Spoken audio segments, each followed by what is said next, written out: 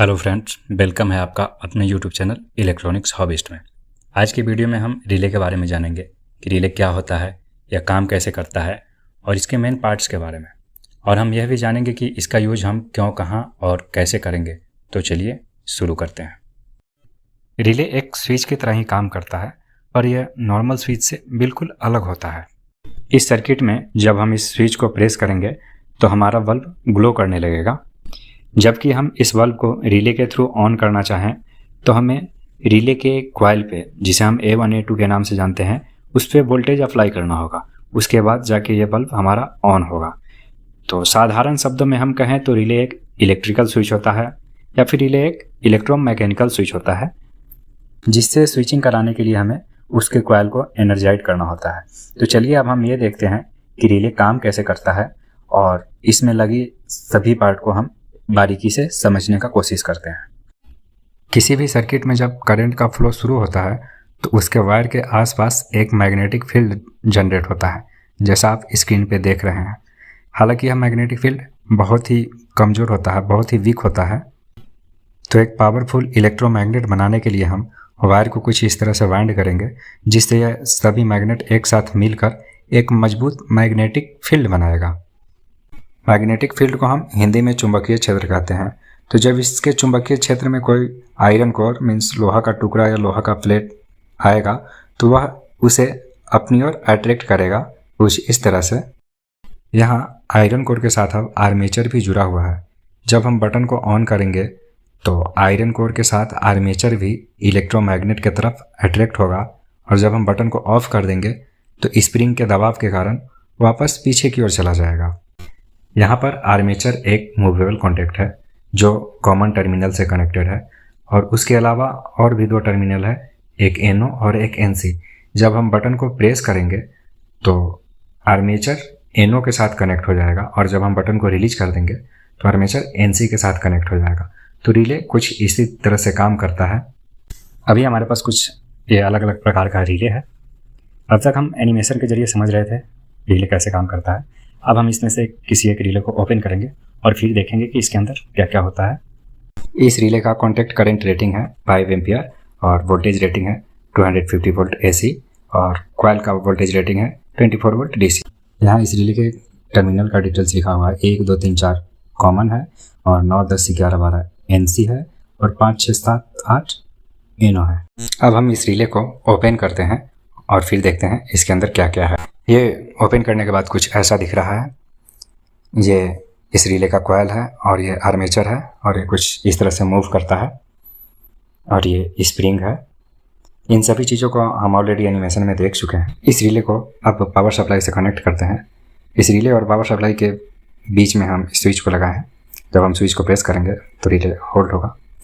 आप देख सकते हैं जैसे हम बटन को प्रेस करते हैं कॉइल एनर्जाइड हो रहा है और आर्मेचर को अपनी ओर अट्रैक्ट कर रहा है, और इसका आर्मेचर परमानेंट कॉन्टैक्ट जो है NO और NC, इस दोनों के बीच इस तरह से मूव कर रहा है। अब हम रिले के उपयोग के बारे में समझते हैं कि इसकी ज़रूरत हमें क्यों पड़ती है। तो इसके लिए हम सिमुलेटर पर एक छोटा सा सर्किट बनाए हैं, जिसमें एक बैटरी है, बल्ब है और एक स्विच है। जब हम स्विच को प्रेस करेंगे तो हमारा LED ग्लो करेगा, और जैसे हम स्विच को रिलीज करेंगे तो LED ऑफ हो जाएगा। तो जब हमें एक ही बटन से या एक ही सिग्नल से मल्टीपल सिग्नल जनरेट करना हो, एग्जाम्पल जैसे एक बटन से हमें 2 लाइट कंट्रोल करना है, तो उसके लिए हम रिले का यूज करेंगे। इस सर्किट में रेड LED रिले के NC से कनेक्टेड है और ग्रीन LED रिले के NO से कनेक्ट है। जब हम बटन को प्रेस करते हैं तो रिले का कॉइल होल्ड होता है और कॉमन पॉइंट NO के साथ कनेक्ट हो जाता है, जिससे हमारा ग्रीन LED ग्लो करता है।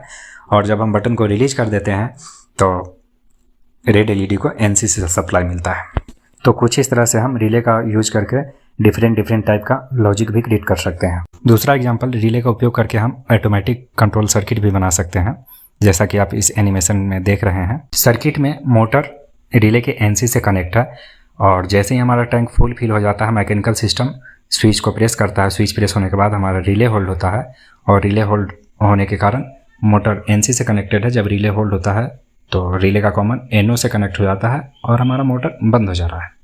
रिले का उपयोग दो सर्किट को आपस में आइसोलेट करने के लिए किया जाता है। जैसे इस सर्किट में प्राइमरी साइड 5 वोल्ट DC से ऑपरेट होने वाला सर्किट है, और सेकेंडरी साइड 220 वोल्ट AC से ऑपरेट होने वाला सर्किट है और ये दोनों सर्किट आपस में आइसोलेटेड है। इस दोनों सर्किट में कोई भी डायरेक्ट इलेक्ट्रिकली कनेक्शन नहीं है और इस दोनों सर्किट को रिले आइसोलेट कर रहा है। यह एक रिले मॉड्यूल है आर्डुइनो का और इसके ऊपर इसका डिटेल्स लिखा हुआ है। इसका कॉइल वोल्टेज रेटिंग है 5 वोल्ट DC और कॉन्टैक्ट करंट रेटिंग है 220 वोल्ट AC पर 10 एम्पियर और यहाँ इसका पिन डिटेल्स लिखा हुआ है माइनस प्लस और सिग्नल और ये सेकेंडरी साइड है NO NC और बीच वाला कॉमन है। इस रिले का यूज करके अब हम एक सर्किट बनाएंगे। रिले के बाद हम 220 वोल्ट का बल्ब यूज करेंगे। ये 220 वोल्ट पावर सप्लाई है जिसका एक पॉइंट हम डायरेक्ट बल्ब के एक सिरे से कनेक्ट किए हैं और दूसरे सिरे को रिले के NC से और रिले के NO पे बल्ब का दूसरा पॉइंट कनेक्ट है। इसके अलावा आर्डुइनो है। यह एक रेडीमेड माइक्रो कंट्रोलर बोर्ड है। आप लोगों का सपोर्ट रहा तो आगे चल के हम इसके ऊपर भी फुल ट्यूटोरियल वीडियो बनाएंगे इसके और इसके प्रोग्रामिंग के ऊपर। आर्डुइनो बोर्ड में हमें यहाँ 5 वोल्ट और ग्राउंड दिख रहा है जिससे हम रिले के माइनस प्लस को कनेक्ट करेंगे और हम अपने प्रोग्राम में 13 नंबर चैनल का यूज किया है तो ये 13 नंबर चैनल है। इससे हम रिले का सिग्नल वाला टर्मिनल कनेक्ट करेंगे। तो कनेक्शन के बाद हमारा सेटअप कुछ ऐसा है। पिछले वीडियो में हमने आर्डुइनो को बाय ब्लूटूथ कम्युनिकेट करवाया था, वायरलेस कम्युनिकेशन, पर इस वीडियो में हमें आइसोलेशन का एग्जांपल देखना है कि रिले कैसे आइसोलेट करता है हाई वोल्टेज से लो वोल्टेज को।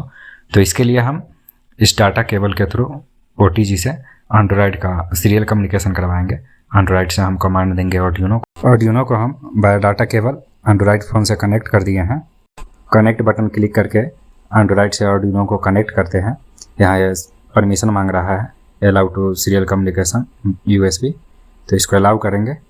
चेक बॉक्स चेकेड है ग्रीन से, मीन्स हमारा डिवाइस कनेक्ट हो चुका है और अब हम ऑन ऑफ बटन पे क्लिक करके बल्ब को ऑन ऑफ करते हैं। हमारा बल्ब जल रहा है।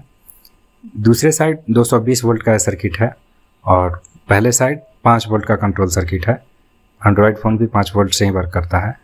तो हाई वोल्टेज और लो वोल्टेज के बीच में रिले कैसे आइसोलेशन का काम करता है यहाँ हम देख रहे हैं।